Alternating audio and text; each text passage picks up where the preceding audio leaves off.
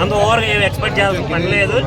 Cinema అయితే ఏదో సరదాకు వచ్చి హాయిగా కూర్చున్నామా 1.5 hours నవ్వుకున్నామా వెళ్ళిపోయామా అనేలాగా ఉంది. అలాంటి ట్విస్టులు అన్నీ ఊహించినవే ఉంటాయి పెద్దగా. అంటే same similar to DJ Tillu ఆ సినిమా ఎలా అయితే మనం చూసామో ఇదే cinema same variation same story. కాకపోతే క్యారెక్టర్ మారింది, క్యారెక్టరైజేషన్ మారింది తప్ప నాకైతే సేమ్ అనిపించింది మొత్తం. ఇక్కడ వచ్చే పుల్లు పంచులు ఆ కామెడీ అవి కొంచెం ఎంటర్టైన్ చేస్తాయి. ఆ సాంగ్స్ ఇవైతే చాలా బాగా అనిపిస్తుంది. రొటీన్ సినిమా నాకైతే స్టోరీ అంతా రొటీనే అనిపించింది, ఎక్కడ ఏం మారలేదు.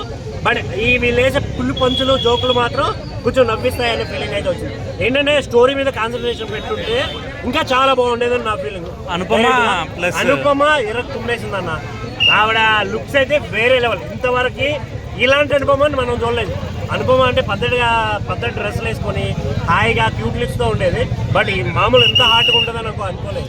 చాలా అంటే చాలా హార్డ్గా అనిపించింది. లాస్ట్లో ఒక ట్విస్ట్ ఉంటుంది, ఆ ఎంట్రీకి దడదలు నడిపింది స్క్రీన్ అంతా. సూపర్ అంటే సూపర్ అనిపించింది. ఆ ఒక్క సీన్ ఆ సెగ్మెంట్లో బీజిఎం వస్తుంటే మళ్ళీ ఫస్ట్కి వెళ్ళిపోయాను నేను. చాలా బాగా. సినిమాలో ఏం లేవంటున్నారు, సీన్లు ఏం లేవన్నా. ఇందులో ఉన్న సీన్లంతా మరీ పేరెంట్స్ చూడకూడదు అనే అంత సీన్లు అయితే ఏం లేవు. దీనికి అందరూ వెళ్ళొచ్చు, సరదాగా నవ్వుకుంటూ వచ్చేయచ్చు సినిమాని. నాకైతే ఇంకొంచెం బాగా తీసుండొచ్చు, కంటెంట్ స్టోరీ ఇంకా కొంచెం పెట్టుంటే బాగుండేదేమో అనే ఫీల్ అయితే వచ్చింది. సినిమా చూడడానికి అయితే యావరేజ్ నా వర్షన్లో. దయచేసి డీజే టిల్లుతో మాత్రం పోల్చకండి. Thank you.